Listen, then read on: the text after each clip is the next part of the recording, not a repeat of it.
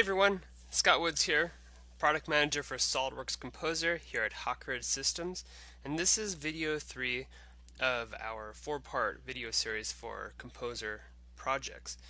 This particular video is going to go over how to set up a project.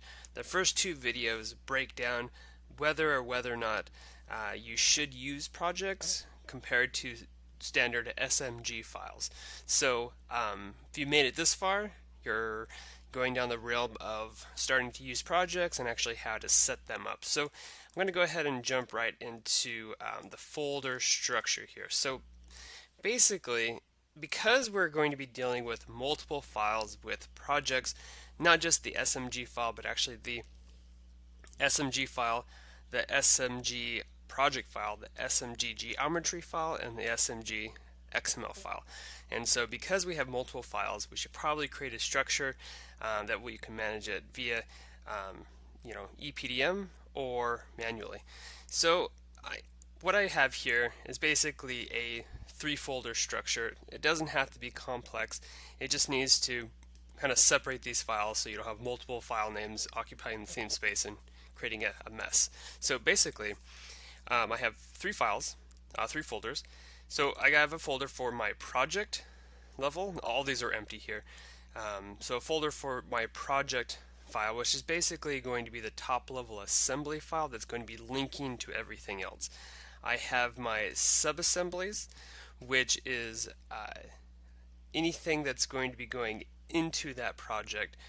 And this is when we get into really collaborative environments where we have multiple people kind of adding everything that they need to their file, but not affecting the top level. That's being managed separately from the rest of the groups.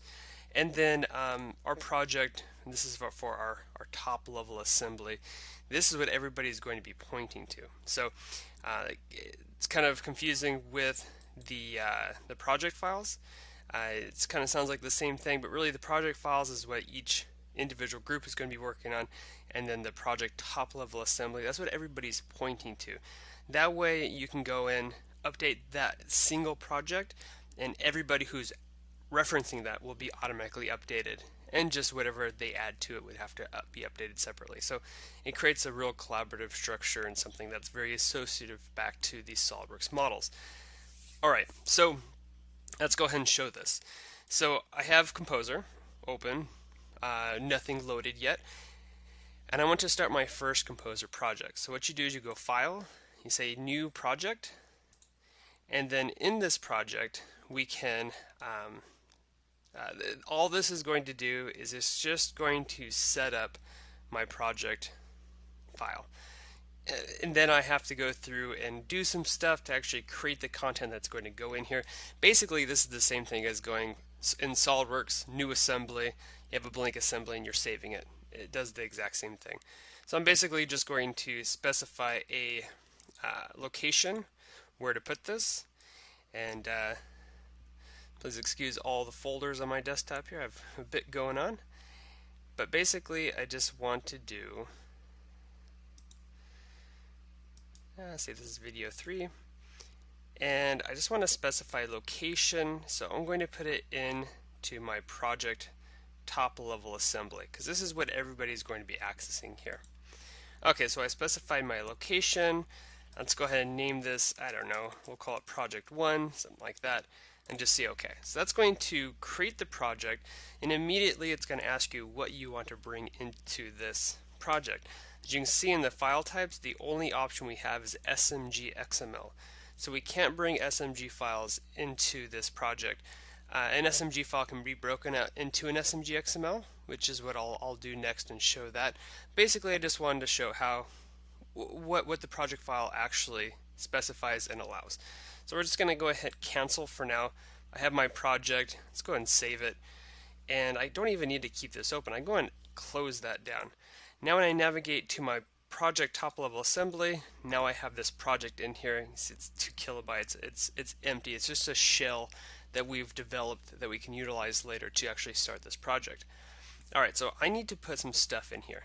So the easiest way to do that, well, there's 2 distinct workflows to create the SMG XML content, which are referred to as products in Composer. in order to get it into the project.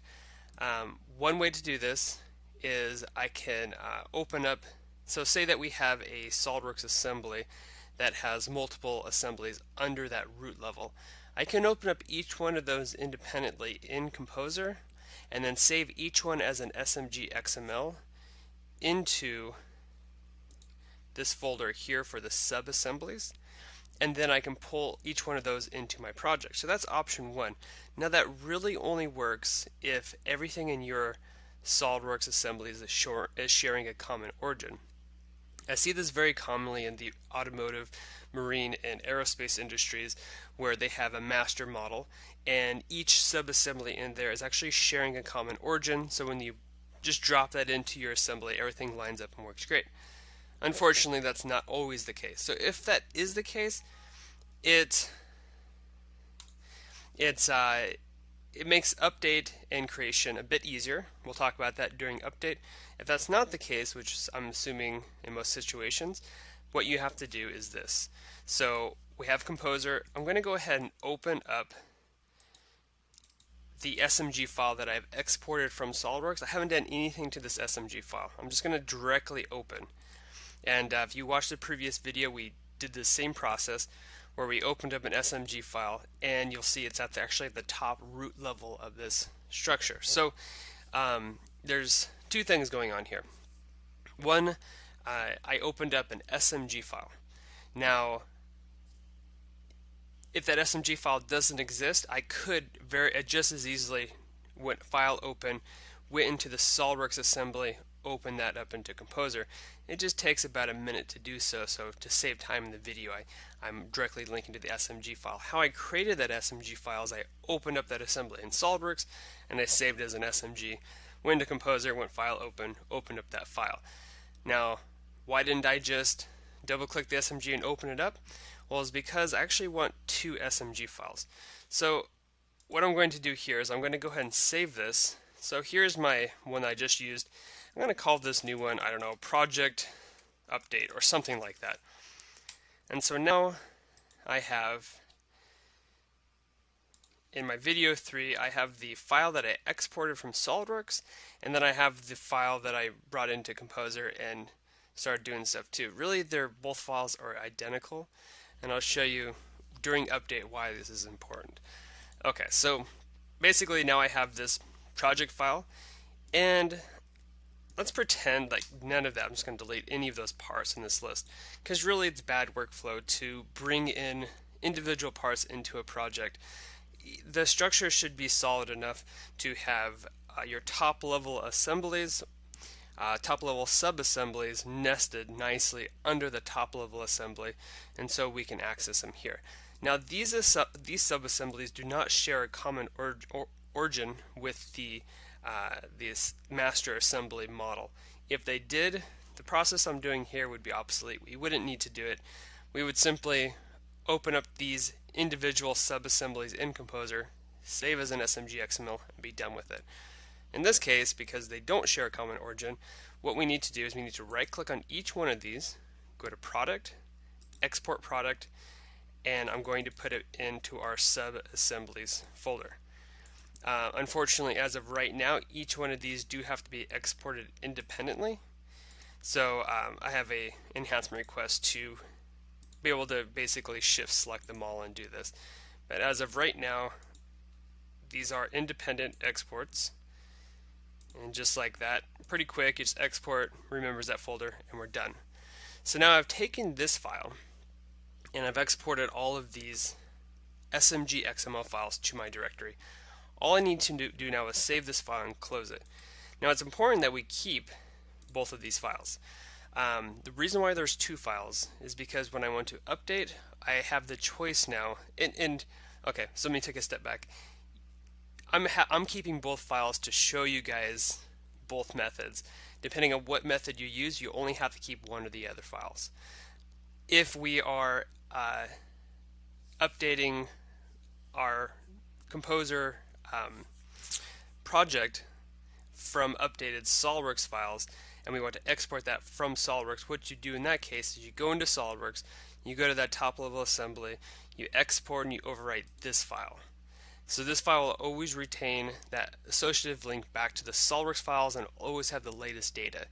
Now we can go in there and we can export those subcategories as products and overwrite our existing products, or I can use this file here, make some changes in this file as far as neutral properties and stuff like that to then export out.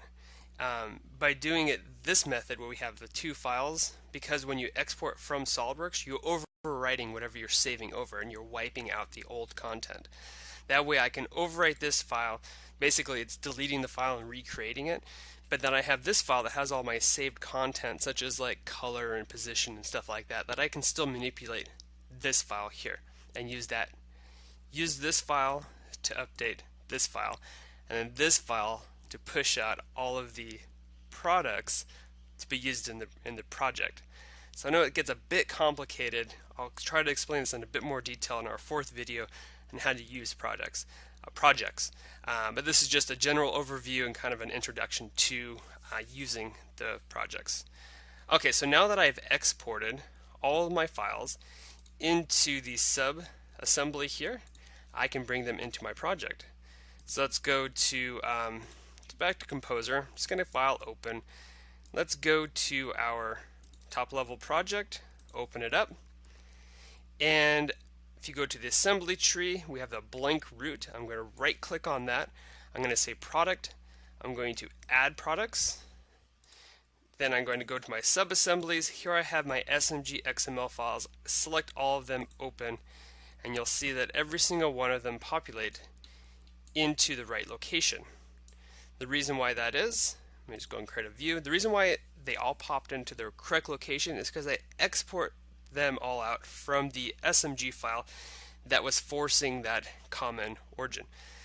If I would have opened up the SOLIDWORKS assemblies direct, saved them out as SMG XMLs, then brought them into the project, you know, my axles would probably not be in the correct location because everything would take the origin of those sub-assemblies in SOLIDWORKS and stick it all together and not have this jumbled mess. Doing it this way, I'm able to keep my buggy intact and working the way I want it to. Now to go back again in SOLIDWORKS, if everything shared a common origin, we wouldn't have to worry about this. It'd already be done.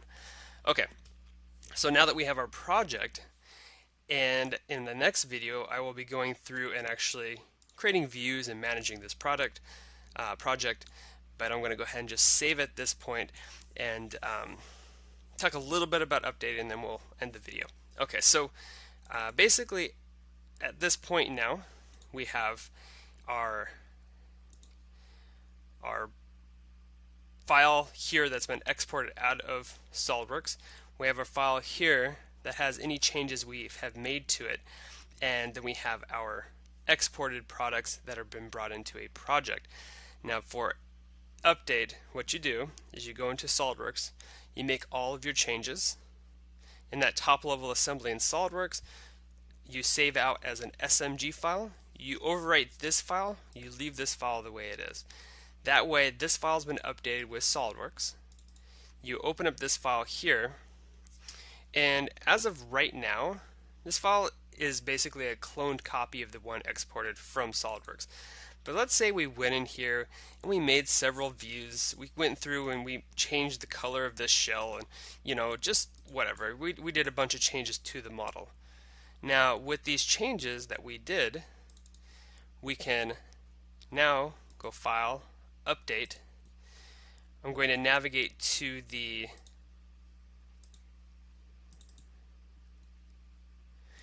let me go ahead and navigate to the